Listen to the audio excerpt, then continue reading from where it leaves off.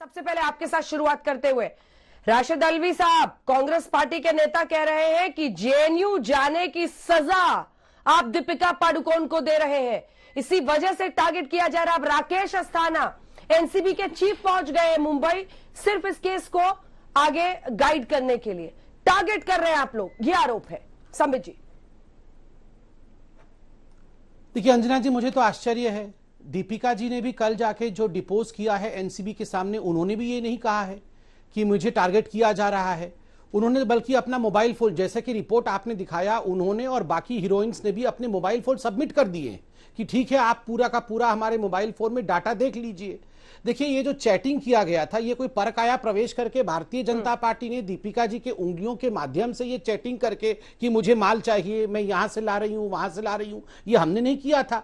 दूसरी बात है, जिस प्रकार से ये पूरा परिवेश बना, अगर ड्रग किसी ने ग्रहण किया, ड्रग किसी ने ग्रहण नहीं किया, तो यह भी भारतीय जनता पार्टी ने गन पॉइंट पे किसी को बाध्य नहीं किया था।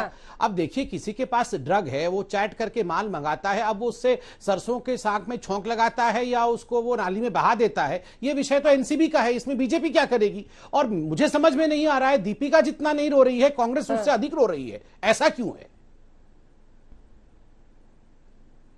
ठीक है, कांग्रेस पार्टी का कोई होता तो मैं जरूर जवाब लेती, लेकिन नासिर अब्दुल्ला साहब, आप तो तरह तरह की बातें इतने दिनों से कर रहे हैं।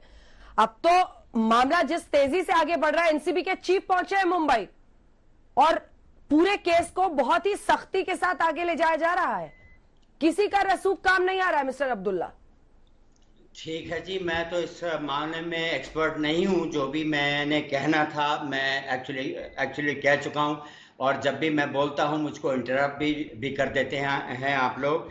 लेकिन जो भी है होगा, जाहिरी बात है कि उनके पास जो भी सबूत आ रहे हैं और उनके बुनियाद पे वो जो भी एक्शन लेंगे तो लेंगे, मैं तो आ नहीं सकता बीच में। मेरा एक एक्चुअली सवाल है एनसीबी वालों से कि ये कि कंगना रनौत ने 2 बार ये बात आई है कि उन्होंने ड्रग्स लिए थे, वो ड्रग्स की एडिक्ट थी, उनके बॉयफ्रेंड ने ये बात 3-4 साल के बाद भी कही, हैवी ड्रग्स लेती थी, तो उनके साथ क्यों नहीं थोड़ी सी इन्वेस्टिगेशन हो रही है?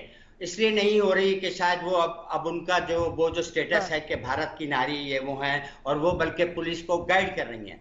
तो मुझे ये ऐसा लग रहा है कि जैसे कि कंगना ने तो बोल दिया कि मैंने किया था। मैं इंटरप्ट नहीं कर रही हूं, सिर्फ स्पष्टता चाह रही हूं। आप फिर इंटरप्ट नहीं। कंगना ने मान लिया है कि मैंने किया, उनके बॉयफ्रेंड ने भी कहा है कि उन्होंने किया सामने, तो उनको क्यों नहीं इन्वेस्टिगेट कर रहा है? ये तो आप जो है मतलब ये कि चैट की बुनियाद पे लोगों को की इंक्वायरी कर रहे हैं। उन्होंने खुद कहा है, इंटरव्यू में कहा है कि मैं लेती थी, मैं एडिक्ट थी, मैं उससे जुड़ी हुई थी, और बाद में भी एक उनके जो बॉयफ्रेंड थे उन्होंने भी कहा है, तो क्यों ना उनको भी जरा देख लें कि भाई क्या चक्कर है क्या नहीं है उनको, बल्कि वो तो गाइड कर रही थी पुलिस वालों को पहले, ऐसा मेरा ख्याल है। मुझे उनके अगेंस्ट कोई ऐसी कोई दुश्मनी नहीं है। मेरा ख्याल ये है कि क्यों उनको खींचा जा रहा है और उनको छोड़ा जा रहा है, ये भी मैं जानना चाहूंगा। बाकी आप जाने, आपका काम जाने, वो जाने, उनका काम जाने।